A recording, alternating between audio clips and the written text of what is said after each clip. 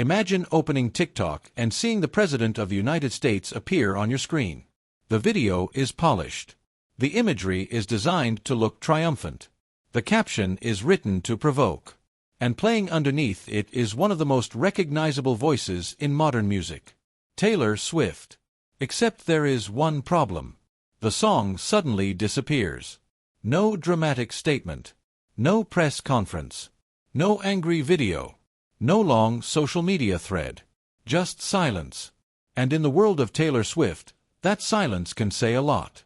Over the past several days, multiple videos connected to Donald Trump and the White House have used Taylor Swift songs before the audio was subsequently removed or muted. One recent White House TikTok featured "I Bet You Think About Me," while another Trump-linked video used "August." Both later appeared without Taylor's music. 1033 Country. And that has created a fascinating new chapter in one of the strangest celebrity political conflicts in America. Because this isn't simply a story about a song. It's about ownership. It's about image. It's about political messaging. And, perhaps most importantly, it's about what happens when a political operation tries to borrow the cultural power of an artist who clearly does not want her work associated with it. For years, Donald Trump has understood something extremely well. Attention is power. The bigger the name, the bigger the reaction. The more famous the person he attacks, the more oxygen the story receives. And Taylor Swift may be the single most powerful example of that dynamic. She is one of the biggest entertainers on earth. Her music is instantly recognizable. Her fan base is enormous. Her cultural influence extends far beyond music. And since 2024, her political position has been impossible to misunderstand. So when Taylor Swift's music suddenly goes silent inside Trump-connected social media videos, people notice. Swifties notice. Political commentators notice. Entertainment reporters notice. And the internet starts asking the obvious question: why does this keep happening? Welcome back to Taylor Timeline. If you followed Taylor through every era, every reinvention, every unexpected chapter, then you already know that sometimes the most revealing Taylor Swift moments aren't the ones where she says the most. Sometimes they're the moments where she says absolutely nothing. So today, we're going to look at the growing confrontation between Taylor Swift's music and Donald Trump's digital operation, how it connects back to the explosive political moment of 2024, why Trump's relationship with Swift has been so unusually personal, and why the disappearance of her songs may actually be more powerful than any public statement she could make. Because this story is bigger than one TikTok. Much bigger. Let's go back to the beginning of the latest controversy. One of the clearest examples came in early August 2026. A Team Trump TikTok featured Donald and Melania Trump watching fireworks, accompanied by Taylor Swift's "August." The post didn't merely use the song.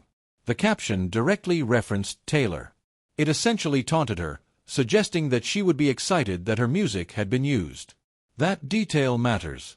Because this wasn't simply a random social media user adding a Taylor Swift song to a video. This was an account associated with Trump's political operation using the song while directly tagging and referencing the artist. And then something happened. The audio disappeared. TikTok users saw a notice indicating that the sound was unavailable because of the copyright owner's settings. Variety Australia. The video remained. The visuals remained. The caption remained. But the Taylor Swift soundtrack was gone. And suddenly, the political message had a very different feeling. Instead of Taylor's voice playing underneath the video, there was silence. That silence became the story. Then the situation escalated. Trump's team responded by using another Taylor song, "Red," in a parody-style video that attempted to turn the meaning of her album and song titles into political jokes. And once again, Taylor-related audio was subsequently removed. Reporting at the time identified multiple Swift tracks whose audio disappeared from Trump-linked posts, including "August," "Father Figure," "Opalite," and others. Breitbart. And then came another remarkable moment. The White House posted a video featuring "I Bet You Think About Me." The caption reportedly played on the title itself, essentially telling viewers, "We know you think about us." Once again, the Taylor Swift soundtrack later disappeared. By August 14th, reporting confirmed that the White House TikTok video had lost the song. 1033 Country. Think about how strange that sequence is. A political account uses Taylor Swift's music. The account draws attention to the fact that it is using Taylor Swift's music. The song disappears. Then another Taylor Swift song appears. That song disappears. Then another one. And the cycle continues. At a certain point, the music itself becomes the battlefield. And Taylor doesn't even need to step onto it. This is where the story gets especially interesting. Taylor Swift has not publicly announced that she personally ordered every single audio removal. She hasn't released a statement saying, "I told TikTok to remove this." She hasn't gone on television to discuss the Trump administration.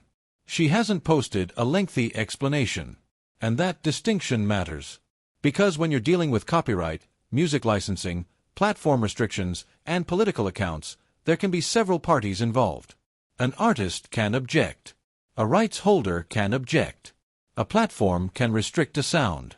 A licensing agreement can affect whether a particular account can use a track. So it would be irresponsible to turn every muted video into proof of a specific legal action unless Taylor or her representatives actually confirm it. But regardless of exactly which party initiated each removal, the visible result is undeniable. The Taylor Swift songs are disappearing from those videos. And that's enough to create a very unusual dynamic. Because Trump's digital operation appears to want Taylor's cultural recognition. But Taylor's music can be removed from the final product. And that creates a strange imbalance. The political account gets the attention. Taylor gets the headlines. And the audience gets a very clear visual. Donald Trump's video. Taylor Swift's song. Then silence. It almost becomes a metaphor for the entire relationship. For years, Trump has attempted to pull Taylor Swift into political conversations. And Taylor has generally been much more selective about when she responds. That difference is important. Trump's political communication is often built around constant confrontation. Taylor's public image, especially during periods when she doesn't want to engage politically, is almost the opposite. She can let the work speak. She can let her representatives handle business. And she can allow millions of fans to interpret what happens without providing a dramatic statement herself. That is exactly what makes these recent incidents so fascinating. The story is happening without Taylor giving the audience a traditional Taylor Swift statement. And yet her music is at the center of it. To understand why this keeps attracting so much attention, you have to go back to 2024. Because that was the moment when Taylor Swift made her political position unmistakably public. Donald Trump had already been posting about Taylor for years. Taylor had previously criticized Trump's presidency. But 2024 changed the scale of the conflict. During the presidential campaign, Trump shared AI-generated images that falsely suggested Taylor Swift and her fans supported his presidential campaign. The images were fake. Taylor later addressed the issue directly in her endorsement of Kamala Harris. And her response wasn't simply, "I don't support Donald Trump." She made misinformation itself part of the story. Taylor explained that seeing AI-generated material falsely portraying her as a Trump supporter had reinforced her concerns about the dangers of artificial intelligence and misinformation. Then she did something that would become one of the most consequential political statements of her career. She endorsed Kamala Harris and Tim Walz. She encouraged her fans to research the candidates and their positions. And she explained why she intended to vote for Harris. Her message was deliberate. It wasn't presented as, "I'm Taylor Swift, so you should vote for this person." Instead, she emphasized that she had done her own research and that her followers should make their own choices. That distinction mattered. She was using her enormous platform without pretending that her celebrity status should replace a voter's judgment. And then came the line that instantly became part of the political conversation. Taylor signed the post, "Taylor Swift, childless cat lady." It was a pointed reference to a political phrase that had been used against Democratic women. And it was also quintessential Taylor. Take an insult. Flip it. Own it. Turn it into something that belongs to you. Her endorsement became major national news. ABC News and other major outlets reported on it immediately, while her statement was widely discussed across political and entertainment media. ABC News. And Donald Trump noticed. Of course he noticed. Because this wasn't just another celebrity endorsement. This was Taylor Swift. A person with an enormous audience. A person whose influence exists outside traditional political institutions. A person who could reach millions of people without holding a political office. And within days, Trump posted the words that would become one of the defining moments in their bizarre public feud: "I hate Taylor Swift." That post became part of the permanent history of the Trump-Swift relationship. And this is why the current TikTok situation feels like more than an isolated copyright story. There's history here. There is another layer to this. Donald Trump has always had a complicated relationship with celebrity culture. He wants to be part of it. He has spent decades cultivating his own celebrity identity. He understands television. He understands branding.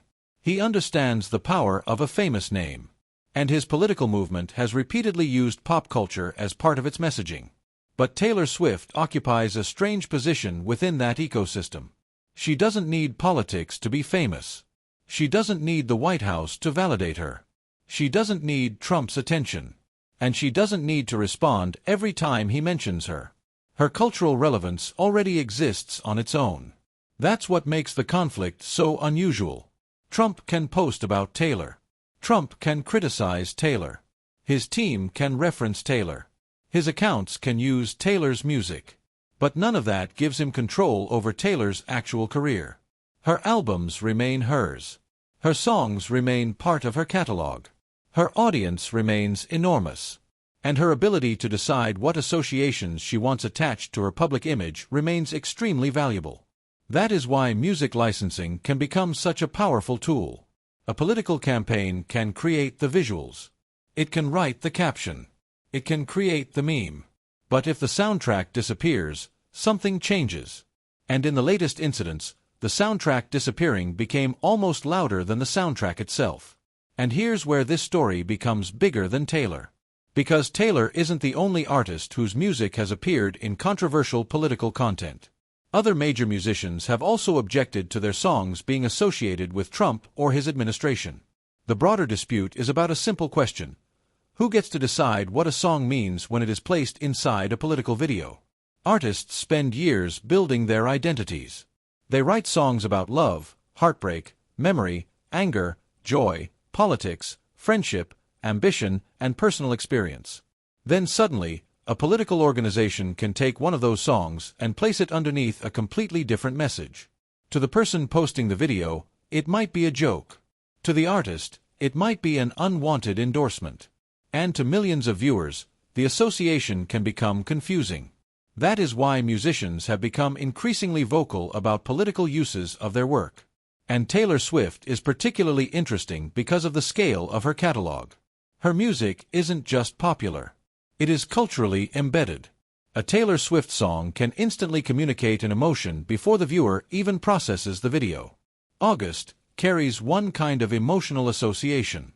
Red carries another. I Bet You Think About Me carries another. The title alone can become part of a political joke. And that is exactly why Trump's social media operation keeps returning to her catalog. It knows the audience recognizes it. It knows Swifties will react. It knows political opponents will react. And it knows entertainment media will cover the feud. In other words, even a post designed to provoke Taylor can end up giving Taylor more attention. That's the irony. Think about what happens every time one of these videos appears. A Trump-linked account posts Taylor's music. Swifties notice. Screenshots spread. Entertainment outlets report on it. Political commentators discuss it. Taylor's name begins trending. Then the audio disappears. And everyone talks about the disappearance. From a purely attention-based perspective, the controversy creates a feedback loop. The Trump account wants attention. Taylor's name creates attention. The removal creates more attention. The debate creates even more attention. And suddenly, a political TikTok has become a national entertainment story. But there is another consequence. It reinforces Taylor's ability to define her own association with the music. That matters because Taylor has spent much of her career fighting for control over her creative work. Her battles over ownership and artistic control have been a recurring part of her story.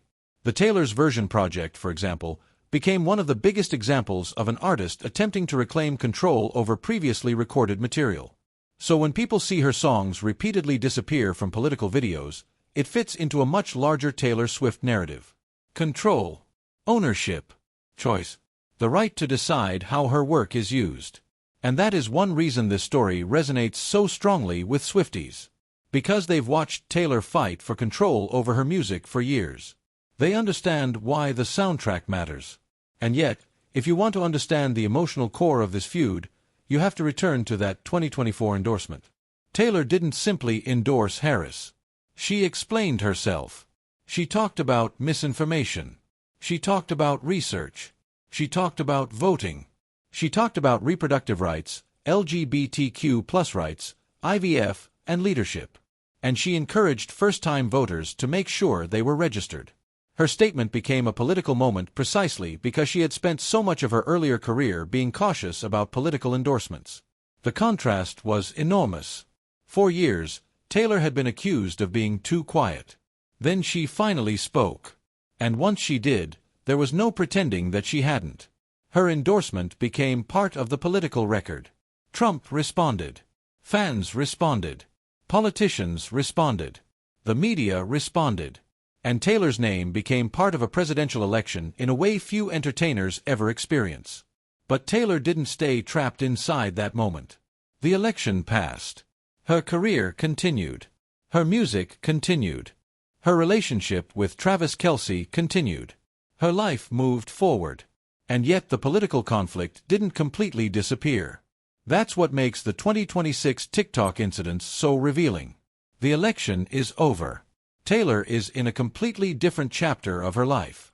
And still, her music is being pulled back into the political conversation. There's another reason this feels so different from 2024. Taylor's life has changed dramatically. Her relationship with Travis Kelce has become one of the biggest celebrity stories in the world. Their engagement was announced in 2025. And by 2026, the couple had also made headlines for a major charitable giving campaign. In July 2026, Taylor Swift and Travis Kelce donated a reported $26 million to 20 charitable organizations across the United States, including 3 children's hospitals, multiple food banks, educational programs, and an animal welfare organization. Hospital representatives publicly acknowledged receiving donations. Becker's Hospital Review. That is important because it gives us another lens through which to understand Taylor's public life. The source material for this story argues that Taylor is trying to help while Trump attacks. That's a political interpretation. But the underlying charitable action itself is independently documented. Taylor and Travis gave substantial money to organizations serving children, families, students, hungry communities, and others. And that creates an interesting contrast. On one side, you have political social media built around confrontation. On the other, you have 2 extremely famous people directing money toward charitable organizations. Neither action tells us everything about either person. Taylor isn't perfect. No celebrity is. And philanthropy doesn't erase every criticism that can be made of a billionaire celebrity. But it does matter that these donations happened. It matters that children's hospitals were among the recipients. And it matters because Taylor's public identity has increasingly included not only music and celebrity, but also philanthropy. So when her name gets pulled back into a political fight, fans naturally compare the different images being presented. There is one claim from the original story that deserves special attention. The source suggests that Taylor Swift is taking legal action against Donald Trump over the use of her music. That makes for a dramatic headline. But dramatic isn't the same thing as confirmed. Current reporting about the recent TikTok incidents confirms that Taylor's songs have been removed or muted from Trump-linked content. What it does not establish is a publicly confirmed lawsuit by Taylor against Trump specifically over those recent TikToks. And Taylor herself has not publicly explained the individual removals. So we shouldn't turn an assumption into a fact. That distinction is especially important when telling a story about Taylor Swift. Because Taylor's life is already surrounded by speculation. Her relationships become speculation. Her outfits become speculation. Her lyrics become speculation. Her friendships become speculation. Her political intentions become speculation. And now even the disappearance of a TikTok sound becomes speculation. The strongest version of this story doesn't need to exaggerate. The facts are already strange enough. Taylor Swift's songs were used by Trump-connected accounts. Some posts directly referenced her. The audio subsequently disappeared. Multiple songs were affected. And the artist has not publicly explained every removal. That's the story. And honestly, it's fascinating enough without inventing a lawsuit that hasn't been publicly confirmed. Now let's come back to the question at the center of everything. Why Taylor? Why keep bringing her name into the conversation? There are obvious political reasons. Taylor has millions of followers. Her endorsement in 2024 generated enormous attention. Her audience includes young voters. And her public criticism of Trump makes her an obvious target for political trolling. But there is also a cultural reason. Taylor represents something Trump has spent decades trying to control through branding: relevance. Not political relevance. Cultural relevance. Taylor doesn't need to ask people to watch her. People already do. She doesn't need to tell people to listen. They already listen. She doesn't need to tell people to talk about her. They already do. That's the power of being a cultural figure rather than simply a political figure. And perhaps that's why these interactions keep generating so much attention. Trump's account can mention Taylor, but Taylor's music can disappear. And suddenly the attempted joke becomes another Taylor Swift headline. And then, of course, there are the fans. Swifties have been watching every development closely. Some have interpreted the repeated audio removals as Taylor sending a quiet message. Not a speech. Not a statement. Not a confrontation. Just, no. No permission. No association. No soundtrack. No participation. And that interpretation has spread rapidly online. But it's important to separate what fans believe from what Taylor has actually confirmed. We can say Swifties interpreted the removals as a form of resistance. We can say fans celebrated when the songs disappeared. We can say the online reaction was enormous. But we shouldn't claim Taylor personally wrote the takedown request unless that becomes publicly documented. This is one of those situations where the audience understands the symbolism even without a direct statement. And perhaps that's why the silence is so effective.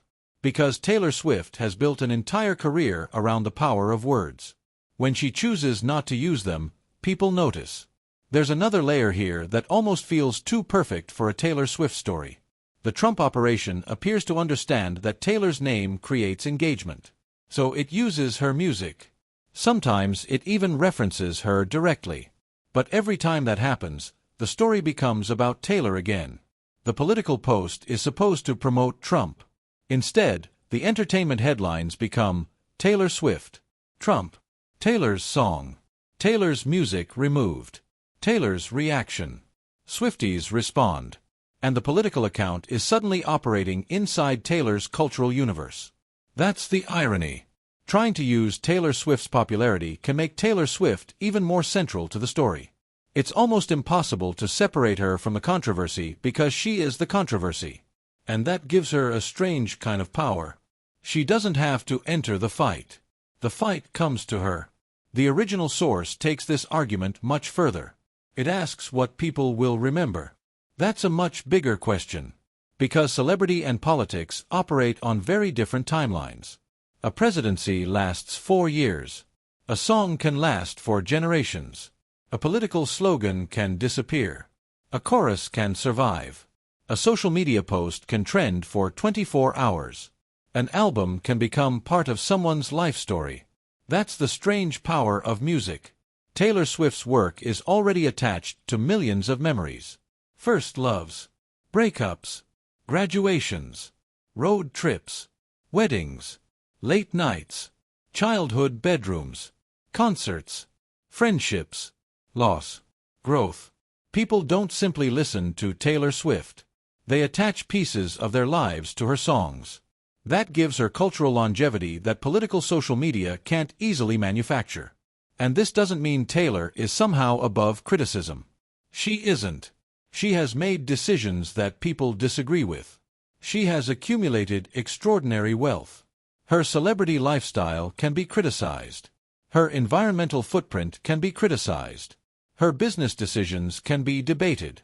And fans themselves can disagree with her. But the larger point is this: her legacy won't be determined by one Trump TikTok. It won't be determined by one political endorsement. It won't be determined by whether her song played underneath a White House video. Her legacy will be built over decades. Through the music, through the performances, through the songwriting, through the choices, through the cultural moments, and, increasingly, through the charitable work associated with her public life. There's a detail from the original source that I actually think is worth keeping because it shows just how strange Taylor's celebrity has become.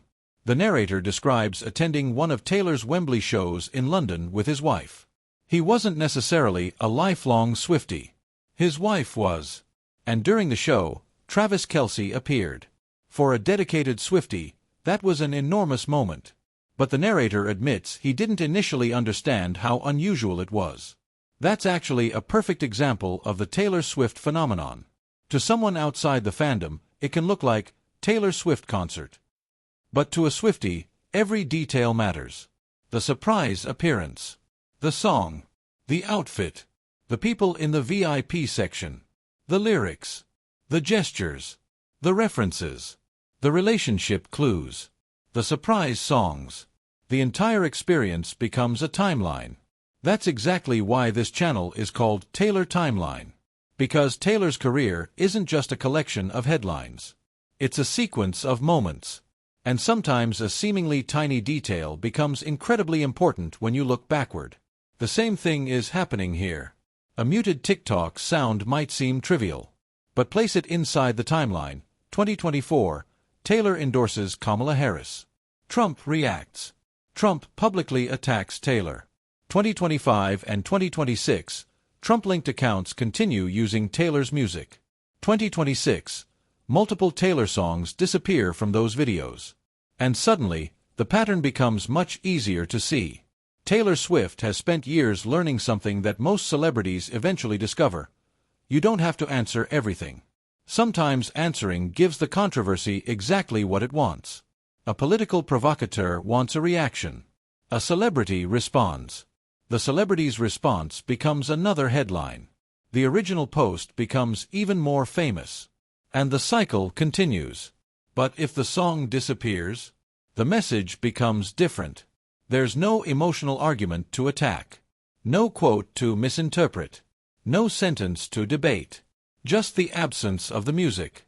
And that makes the current Taylor-Trump situation unusually difficult to turn into a conventional feud. Because Taylor hasn't given the public a giant speech. She hasn't stood at a podium. She hasn't started a political campaign. She hasn't turned this into a new era. Think back to the beginning. You open TikTok. You see Donald Trump. You see the White House. You see the political message. And underneath it, you expect to hear Taylor Swift. But there's nothing. Just silence. And maybe that's why this story has resonated so strongly. Because Taylor doesn't need to stand in front of a camera and explain everything.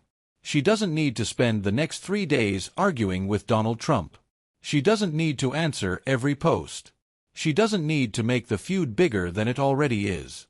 Her music has already spoken for her for years. And if the current pattern continues, the silence may become part of the story itself.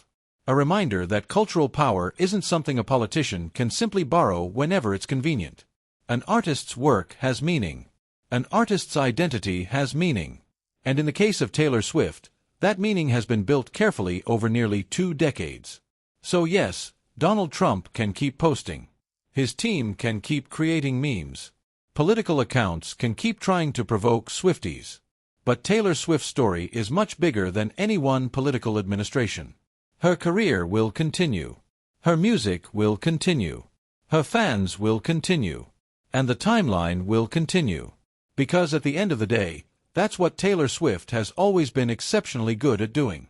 Moving forward. Entering another era. Writing another chapter. And leaving everyone else to argue about the one she already finished. This is Taylor Timeline. And if you've been following Taylor from the early country days to the eras, from the quiet moments to the biggest stages in the world, then you already know why every chapter matters. So tell me in the comments.